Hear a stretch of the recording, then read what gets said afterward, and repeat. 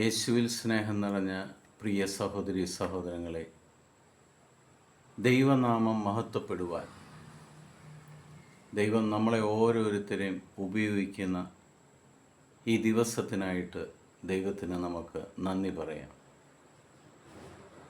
ഇന്ന് നമ്മൾ ശ്രവിക്കുന്ന തിരുവചന ഭാഗം മത്തായിയുടെ സുവിശേഷം 10-ാം അധ്യായം 32-ഉം 33-ഉം തിരുവചനം. മനുഷ്യരുടെ മുമ്പിൽ നിങ്ങൾ ഏറ്റുപറയുന്നവനെ എൻ്റെ സ്വർഗസ്ഥനായ പിതാവിൻ്റെ മുമ്പിൽ ഞാനും ഏറ്റുപറയും. മനുഷ്യരുടെ മുന്നിൽ എന്നെ തള്ളിപ്പറയുന്നവനെ എൻ്റെ സ്വർഗസ്ഥനായ പിതാവിൻ്റെ മുന്നിൽ ഞാനും തള്ളിപ്പറയും. പ്രിയ സഹോദരി സഹോദരങ്ങളെ, ഒരു ക്രിസ്ത്യാനി എന്താണ് ചെയ്യേണ്ടത് എന്ന് യേശുക്രിസ്തു വളരെ വ്യക്തമായിട്ട് തിരുവചനത്തിലൂടെ നമ്മളോട് പറയുകയാണ്.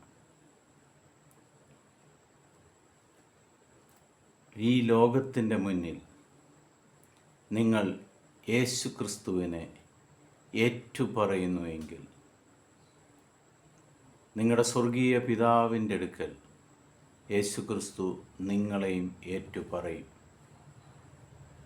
നമ്മൾക്ക് എന്ത് നേടുന്നു, എന്ത് കിട്ടുന്നു എന്നുള്ളതിനേക്കാൾ അധികമായി നിങ്ങൾ വിശ്വസിക്കുന്ന, നിങ്ങളുടെ കൂടെ എപ്പോഴുമുള്ള ജീവനുള്ള ദൈവമായ കർത്താവായ യേശുക്രിസ്തുവിനെ ലോകത്തിൻ്റെ മുന്നിൽ ഭയം കൂടാതെ നിങ്ങൾ ഏറ്റുപറയുമ്പോൾ സന്തോഷത്തോടുകൂടി അതേ യേശുക്രിസ്തു തൻ്റെ പിതാവായ ദൈവത്തിൻ്റെ മുന്നിൽ നമ്മളെ ഓരോരുത്തരെയും പേരെടുത്ത് ഏറ്റുപറയും.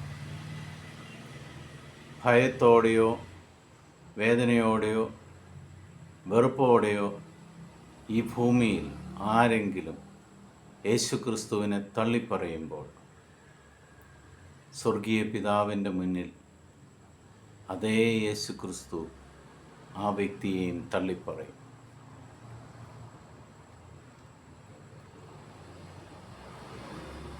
നമ്മൾക്കൊന്ന് ആത്മശോധന ചെയ്യാം.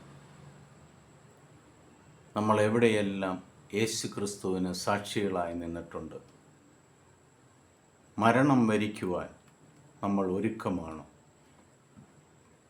യേശുവിനു വേണ്ടി മരിക്കേണ്ടി വന്നാലും യേശുവിനെ നമ്മൾ തള്ളിപ്പറയുമോ?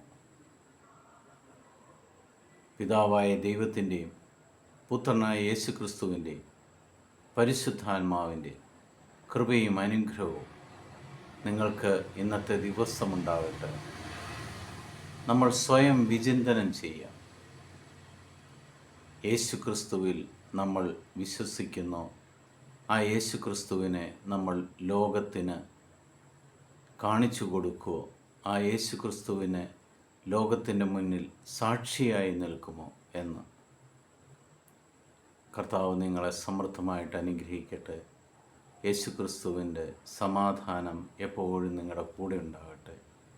ഈശോ മിശിഹായ്ക്ക് സ്തുതിയായിരിക്കും.